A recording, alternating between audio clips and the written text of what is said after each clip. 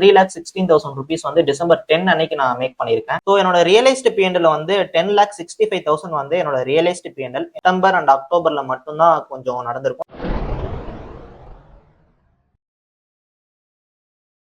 Hello traders, இந்த வீடியோல என்னோட 2024ஓட ப்ராஃபிட் அண்ட் லாஸ் ஸ்டேட்மெண்ட் தான் நான் உங்களுக்கு ஷோ பண்ண போறேன். 2024 ஜனவரி டு டிசம்பர்ல நான் எவ்வளவு ட்ரேட்ஸ் பண்ணியிருக்கேன், எவ்வளவு கேபிட்டல் யூஸ் பண்ணியிருக்கேன் அண்ட் என்னென்ன செக்மெண்ட்ல நான் ட்ரேட் பண்ணியிருக்கேன் அப்படின்றத பத்தி நம்ம டீடைல்டா பார்க்கலாம்.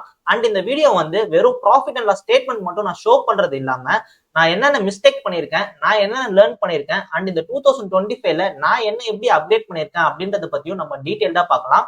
இப்போ நான் சொல்ல போற விஷயத்தை நீங்க ஃபாலோ பண்ணி பாருங்க. கண்டிப்பா உங்களோட ட்ரேடிங் ஜர்னில உங்களுக்கு growth இருக்கும். சோ ஸ்கிப் பண்ணாம பாருங்க. இப்போ நம்ம வீடியோக்குள்ள போலாம். ஓகே ட்ரேடர்ஸ், என்னோட பர்சனல் ட்ரேட்ஸ் எல்லாமே என்னோட ஜீரோதா அக்கௌண்ட்ல மட்டும் தான் நான் வந்து எடுத்திருக்கேன். என்னோட ஜீரோதா அக்கௌண்ட்ல தான் இருக்கேன். இப்போ என்னோட கன்சோல்ல நம்ம பிஎன்எல் வந்து செக் பண்ணலாம்.